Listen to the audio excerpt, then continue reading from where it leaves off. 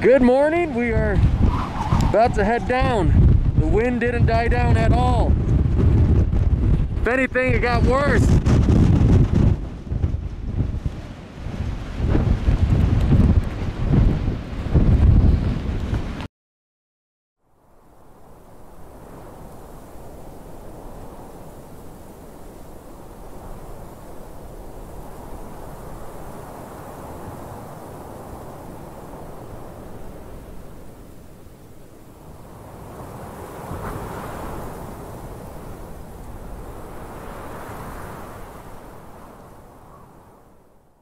Hello everyone. Yeah, this is not Mount Rainier National Park.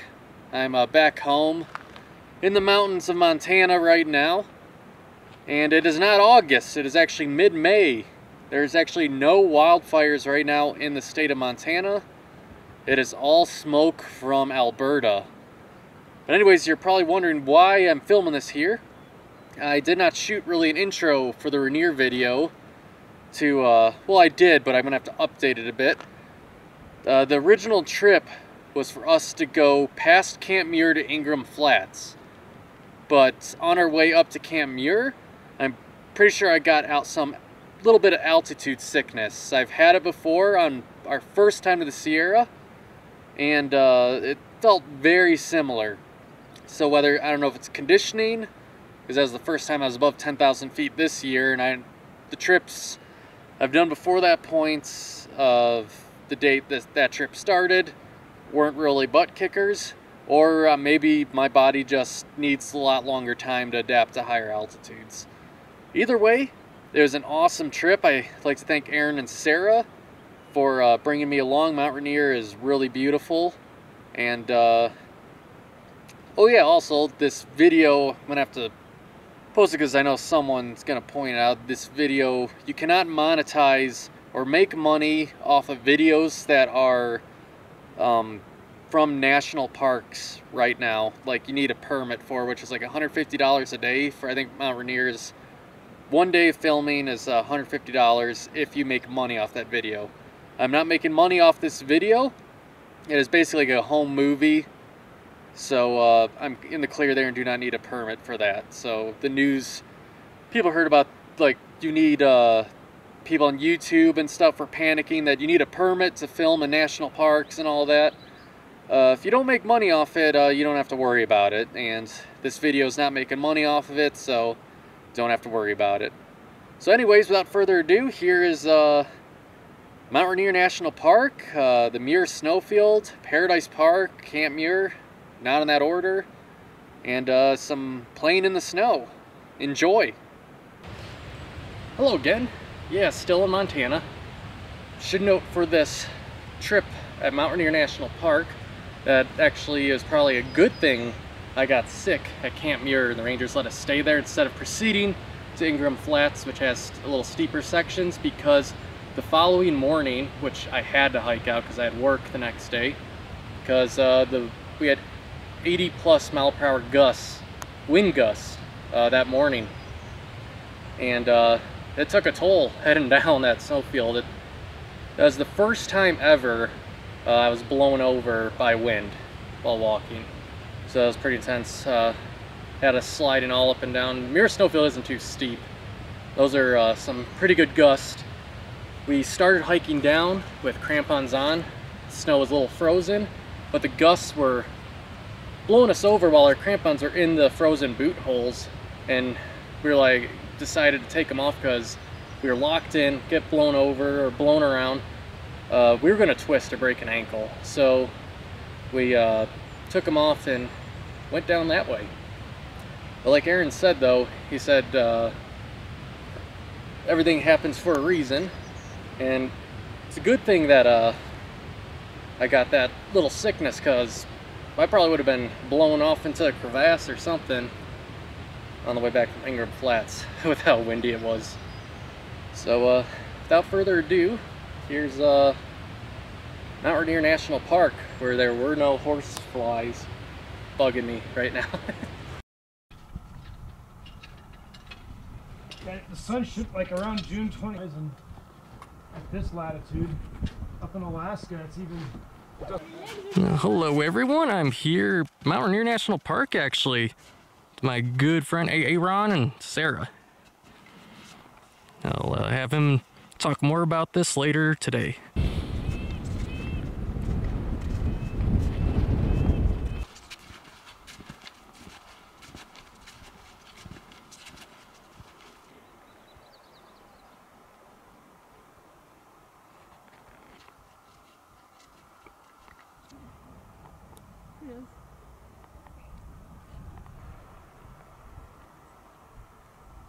So we just worked our way up the slope, pretty much at day one's camp.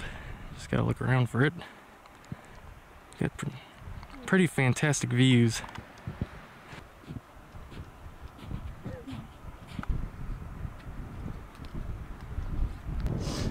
So that big group fellas is going is where we'll be going tomorrow. Later day I'll have Aaron explain what's going on this really big mountain. Because it's not gonna go away for camp. It's gonna keep being windy. Yeah. What? Those trees on that side. It's literally coming this way. Let's go up a little further.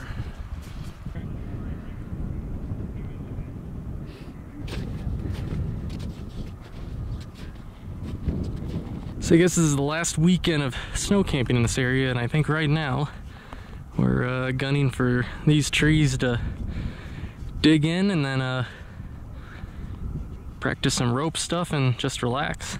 Well, from what I pointed out last time, we moved further to the right off screen and found a pretty nice spot. I think we're gonna dig in here and make our tent platforms. It's out of the wind and sun exposure. And you don't have to walk very far to get some good views.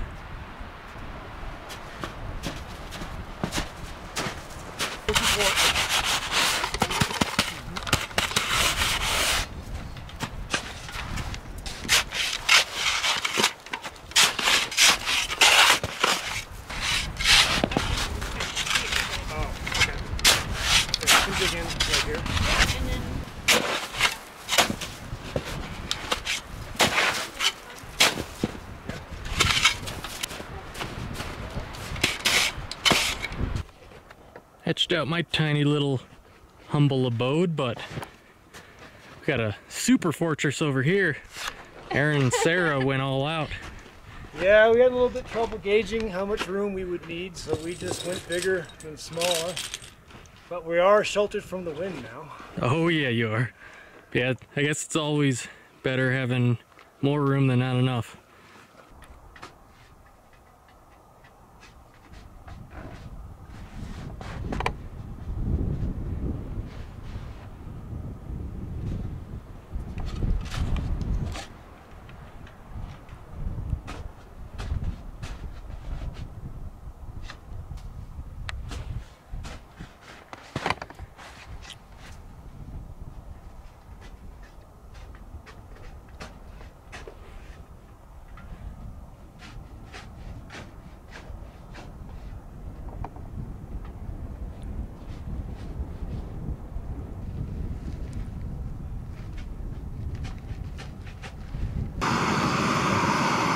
Now the next fun camp chore, melting this stuff so I could drink it.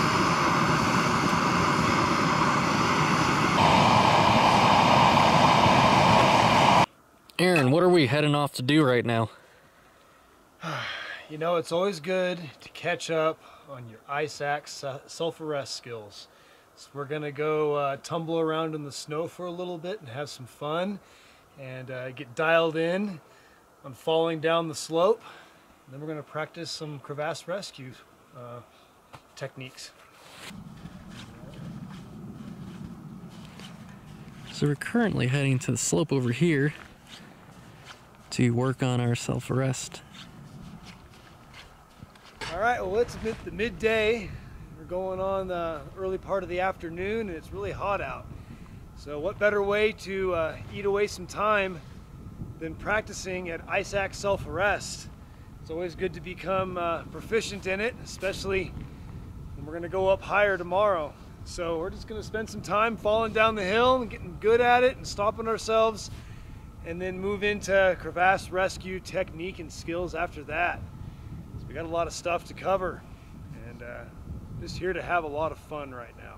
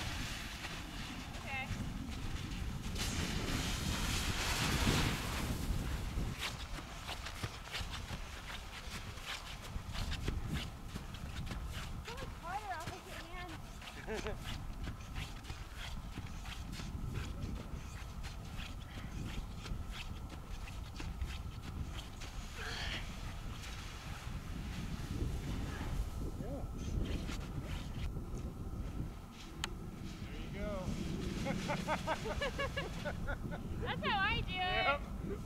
Yep.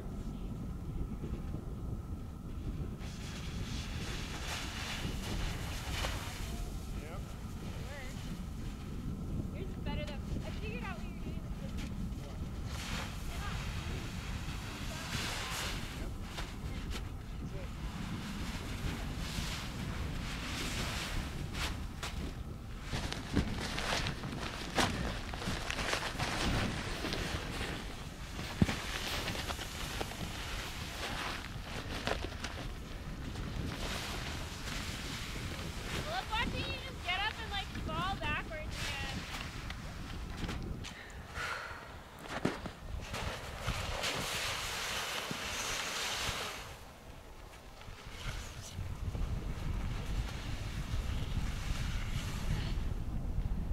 Up switchbacks. The leader is going to kind of be leading, of course, and picking the way, but the person at the end of the rope needs to make sure that you keep the rope just like it is right there, with not too much slack in it. So that's kind of your first protection from a fall, is you want that rope to be kind of just like that right there. You know, if it's like that, or if there's a bunch of it bunched up, that's more that you're going to fall if you do fall, and put more of a force on the rope.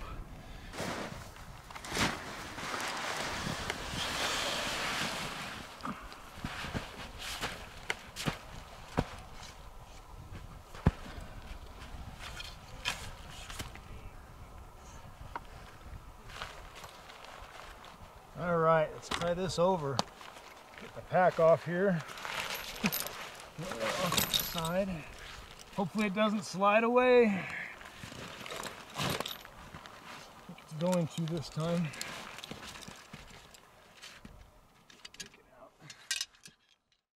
We just finished some practice and are eating now, but what are we doing tomorrow, Aaron? Tomorrow is a very special day. I'm gonna wake up hopefully pretty early, 2:30, 3 o'clock a.m. Pack up camp. I'm gonna head up the Muir Snowfield. It's a huge amount of elevation gain in a very short amount of time. We're gonna go to Camp Muir, hang out there for a bit, and then at that point, Sarah is going to leave us. Feeling sufficient. She's gonna head back down, and then Andrew and I are gonna rope up, cross the Cowlitz Glacier at its head wall, go through Cathedral Gap, and then ascend up to Ingrahm Flats High Camp, which sits around 11,000 feet. And it's from there we're gonna sit and hopefully just make a snow fort, hunker down for the day, and just look at everything for hours and hours and hours. It's gonna hurt getting there, but it's worth the efforts to head up in that direction tomorrow. Well, day one is coming to an end here. Wasn't a very big day. We just came into Paradise Park, snow camp, and did a lot of practicing of basically glacier travel techniques, which is a little out of my element. I only usually do that when I'm with Aaron, and it's pretty much all Aaron does. He's more of a climber, whereas I kind of am the backpacker walking around scrambling. So he's definitely the main man for this trip going up. It's going to be really cool seeing the Muir Snowfield and making it to Ingrahm Flats. Really excited for that. The mountain's really big. View's really good. There's my favorite volcanoes back there, Mount Adams representing. And leaves only one last thing to do now that we're in camp life.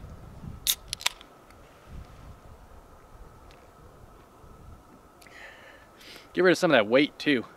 Got a lot of elevation gain tomorrow. So yeah, good night.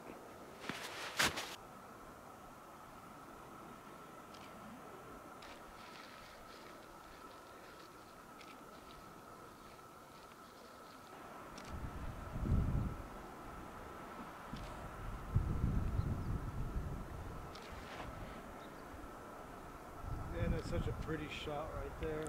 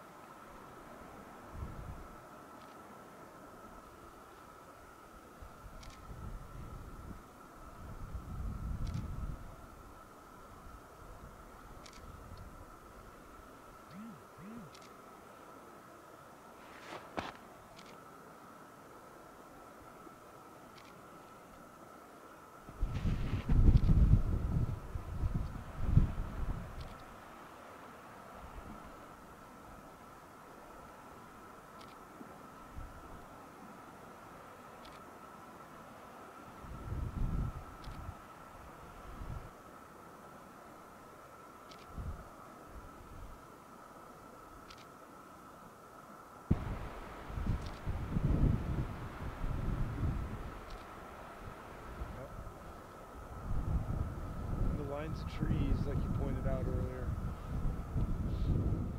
The steep ridges. We got ourselves like a blood moon or something.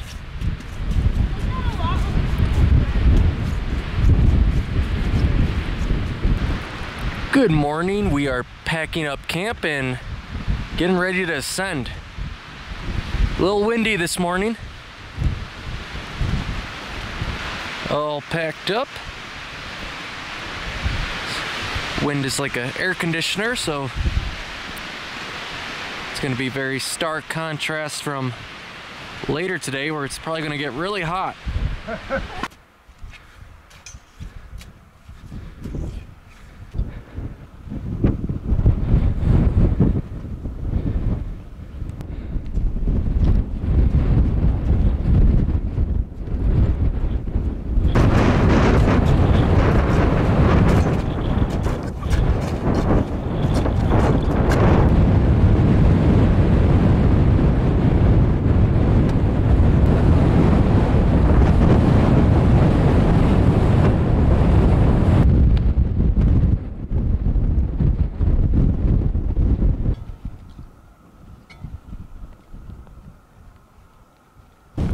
Alright, we are now on the Muir Snowfield, working our way up to Camp Muir.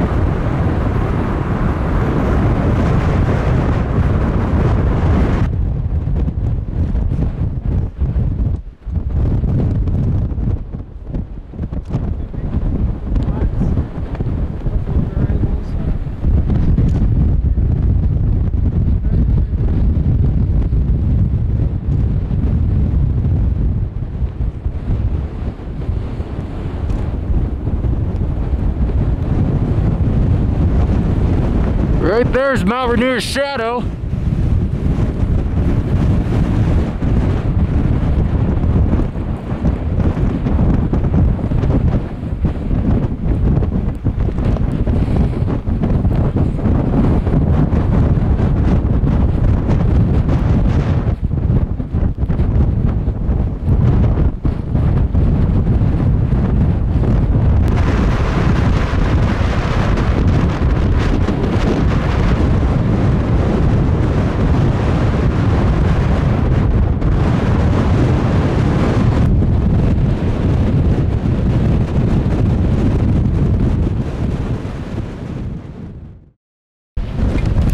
Good morning, we are about to head down.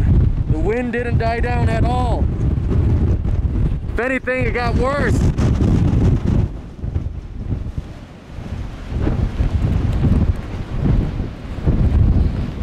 Aaron and I are almost down. It was extremely windy. Actually blew us over a few times in the Muir Snowfield, blew me over a lot. Lost my water bottle. Now it's time to get off this beast. Well, we're made it back to our vehicles, and we got Aaron here. What do you have to say about that descent, Aaron?